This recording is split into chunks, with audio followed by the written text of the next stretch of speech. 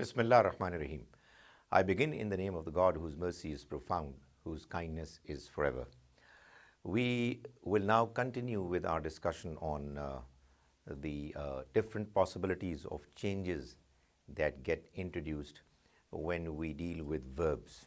We've already done fail madi, past tense, and fail mudare, the present and the future tense. And we have also seen their passive verbs, how they are formed.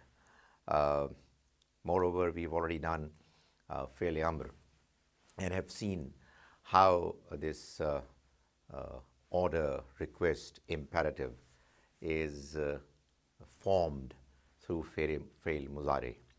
But one of the things that we were not fully done with was fail nahi, which is the negative amr.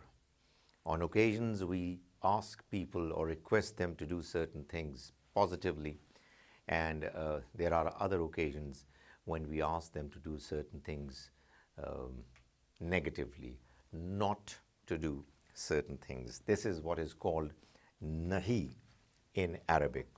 So, fail nahi is the first thing that I would want to do in this session. Let's take an example. We already know that when it comes to the question of fail amr, of which the negative aspect is fail nahi, we are only interested in the second person, the 6 different possibilities. So let's have an example of a verb tusrifu, which is masculine second person verb and means you are exceeding limits. You are using it, consuming it more than what is desirable. When you say to 2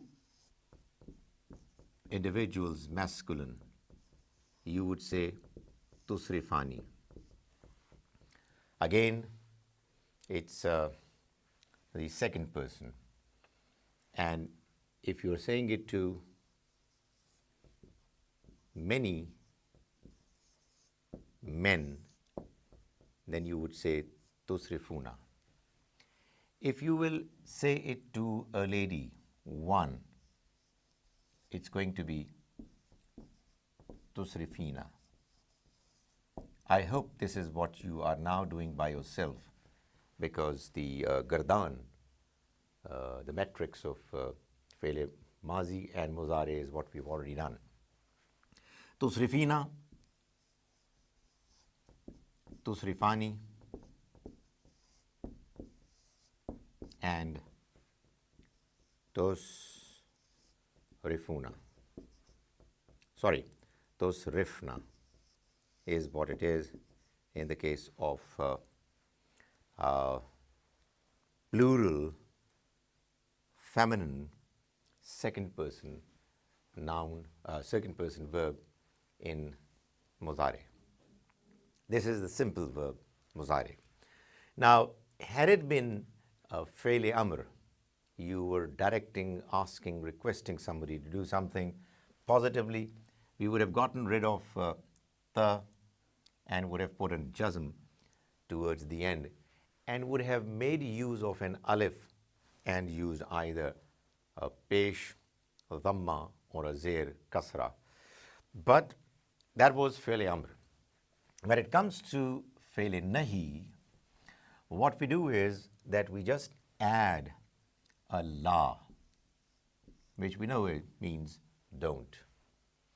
And we add la, and towards the end, we put a jazm if there is no noon.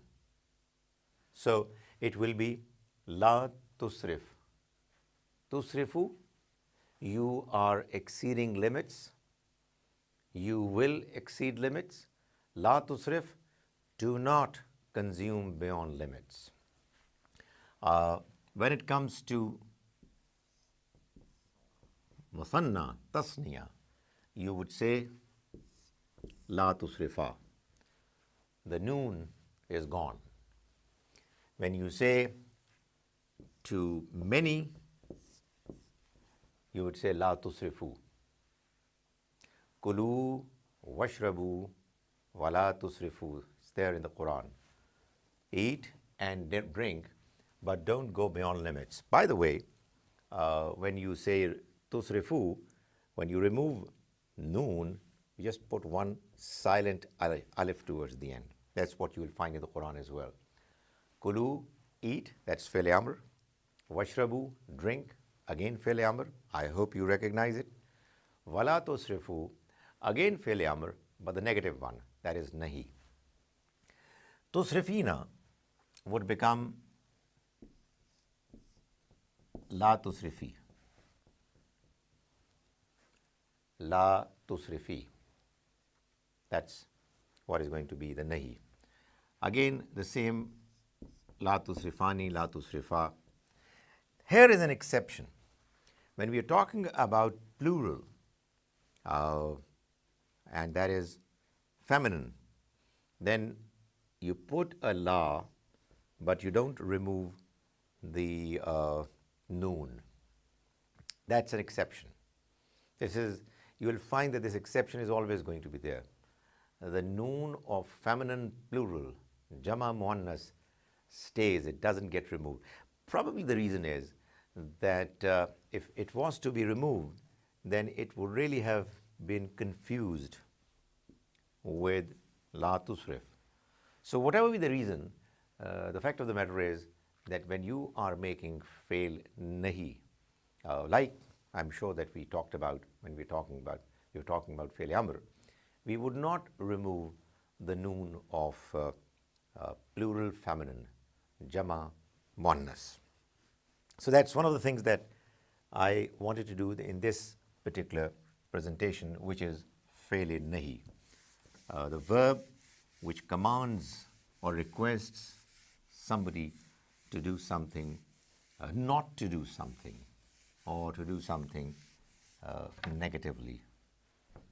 The other things that we need to now understand are that there are a number of possibilities wherein in Arabic expressions, sentences, you begin with a word which is beginning the statement with a shart, with a condition.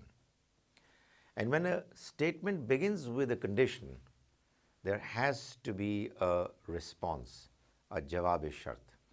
That is, in English, if we would say, in case you see somebody in the room, do tell him or her to not make noise. So, when you say, in case you see somebody in the room, this is shart, this is condition. The second part has to be there in order for the statement to be completed. Ask him or her to not make noise. Likewise, in Arabic, we have a number of expressions which, when they are at the beginning of a sentence, they divide the sentence into two parts. Shart, one part which is conditional, and the other is the response to the condition, which is jawab-e-shart. For example, we have in Surah Al-Baqarah, verse 280, the famous mention of the case when riba was talked about and the loans were required to be taken back from the borrowers. The Almighty talked about an exception. In kana zu usratin.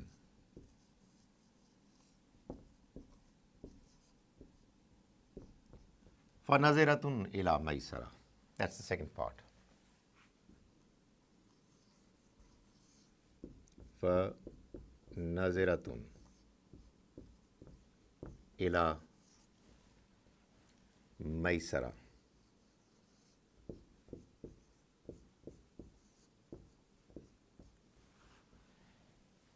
Kana is a fail naqis.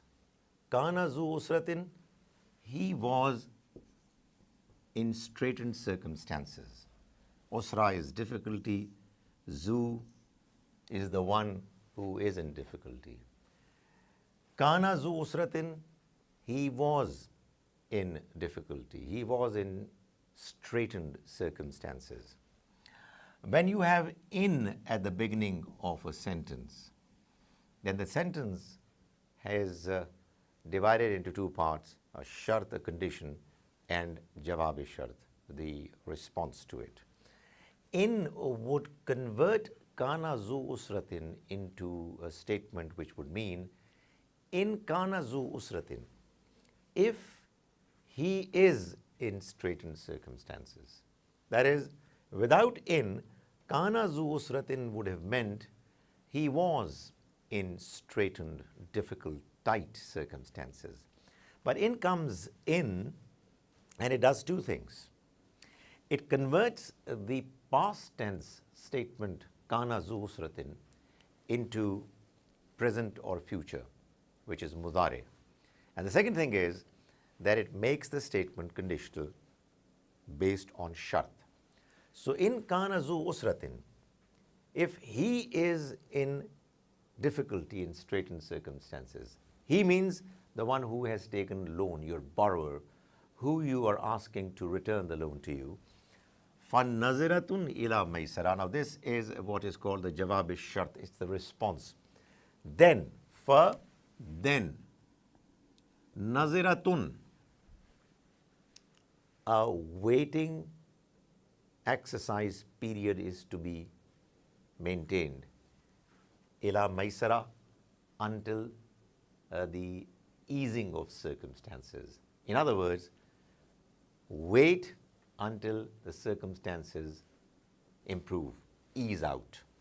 So this is what we call the jawab response of shart. The first part is shart. It's a condition, and the second one is the response to it. So in kana zu usratin fanaziratun ila maisara. In other words, when you have a statement in Arabic and it begins with in, if the statement is in the past tense, it is going to be converted into mudare, present or future tense, and it's going to divide the subsequent sentence into two parts, shart and jawab shart. I give you another example, a shorter example from the Quran. In Surah Bani Israel, the Almighty is talking to the children of Israel and telling them that Udtum,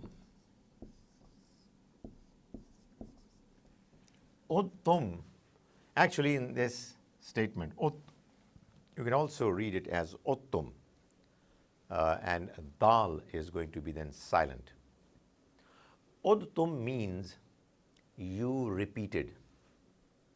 But if you say in Uttum, you have the same change occurring as a consequence of in, converting the past tense into the present tense or the future. It would be in Uttum. And if you're going to repeat, and this obviously is going to be the shart, the condition, the Quran says the jawab shart is udna. Udna ordinarily would mean we did it again, we repeated. But because of in, it too shall become mudare. And the meaning would be that we shall also repeat. In Uttum, if you are going to repeat, we shall repeat as well. This is Surah Bani Israel, verse 8. Now, it is not necessary that in would always appear before a past tense, a sentence which will have verbs in the past tense and would convert them into mudhari, present or future tense. On many other occasions, you would find that the same in is appearing in the beginning of a statement which has fail mudhari. And there again, it will do the same job, convert the statement into two parts. I'll give you an example again from the Quran. Of course, the purpose is to understand the Quran. And therefore, in Surah Muhammad, the 47th Surah, verse 7, the Almighty is saying, In tansurullaha, in tansurullaha. Now, tansuru is actually fail muzari, jama, plural, masculine, second person. Tansuruna, you are going to help. However, because of in coming before tansuruna, the change that in would incorporate is that it would remove the noon of tansuruna and it would become in tansurullaha. Allah has a nasab because it is maf'ul bihi. So in tansurullah, if you are going to help Allah, this is the first part, which is the shart. The jawab shart is yansurkum. He is going to help you in turn. Now, jawab shart we see, if it is muzare, again will incorporate the same change. Here, tansuruna was deprived of noon; it was dropped.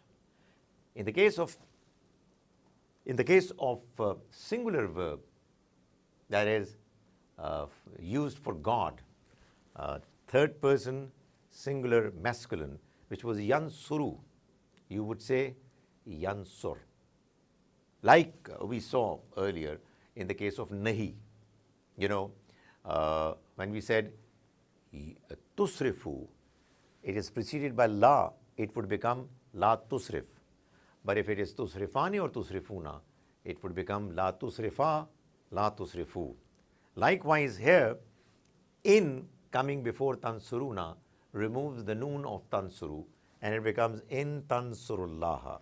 If you are going to help Allah, the jawab of it, the response of the condition is that yansurkum, he is going to help you.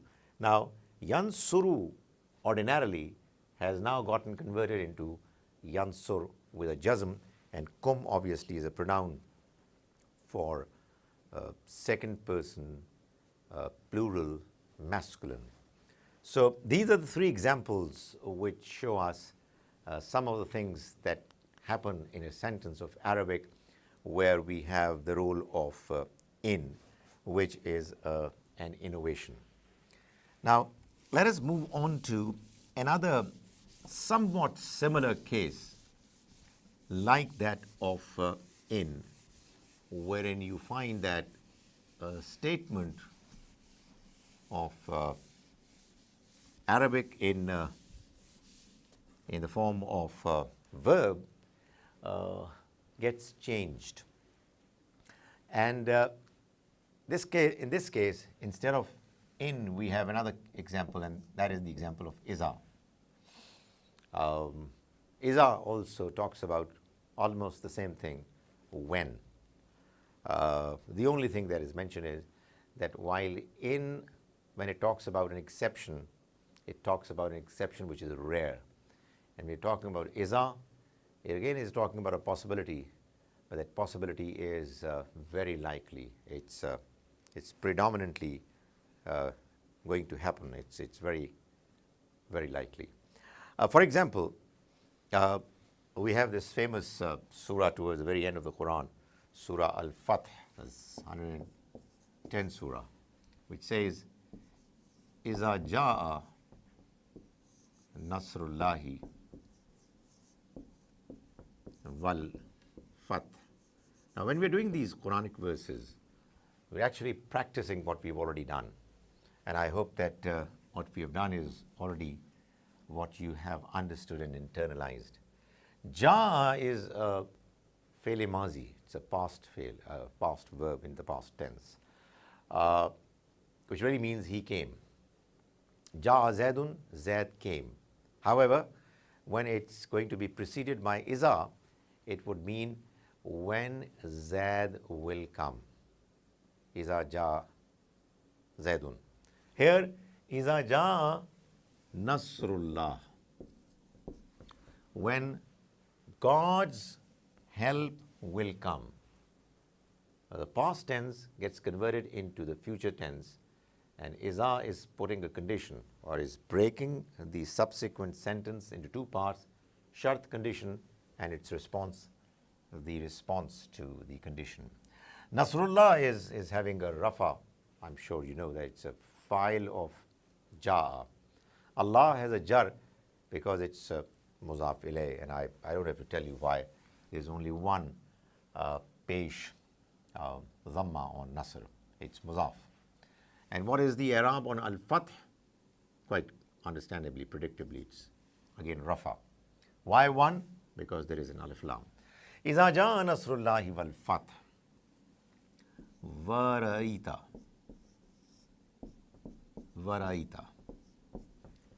Now, raita, we know is ra, it's a past tense, he saw.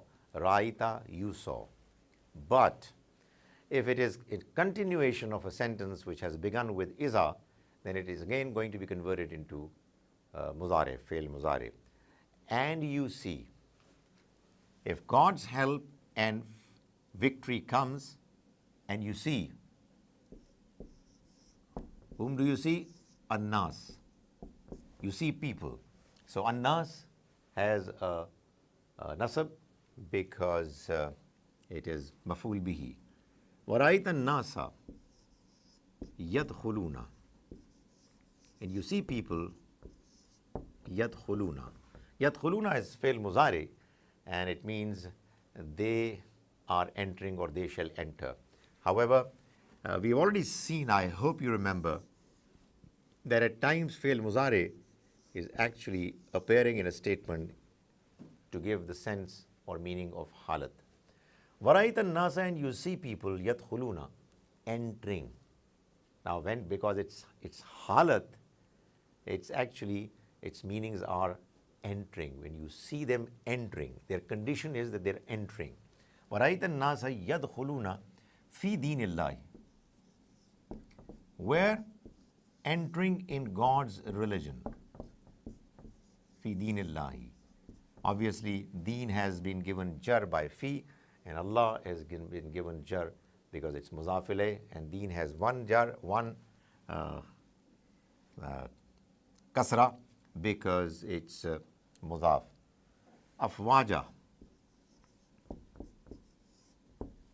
Afwaja is hal. You see people entering the religion of God, afwaja, in large number, in groups after groups. That again is a condition. That again is a halat. That is, you see them, that they're entering, and their state is that they are in flocks, in large numbers.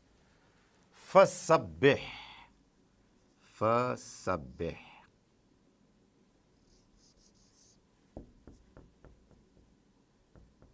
Then you do tasbih. Now this is sabbaha yusabbihu. The verbs yusabbihu has actually been shortened to become sabbih with a jazm towards the end because of iza, like it was in the case of in tansurullaha yansurkum. Likewise, it's waraita iza jaa nasrullahi wal fath waraita an-nasa yadkhuluna fi dinillahi afwaja. Here begins the other part of the statement, which is jawab shart, And when it comes, it will convert fe'l muzari in its form. If it's singular, then it will have a jazm. If it's plural, then noon is going to be removed, except in the case of plural feminine. For sabbih, then you do tasbih. Bihamdi rabbika, with the praise of your Lord. Glorify with the praise of your Lord. فَسَبِّحْ بِحَمْدِ رَبِّكَ وَاسْتَغْفِرْ, and seek His forgiveness. وَاسْتَغْفِرْ,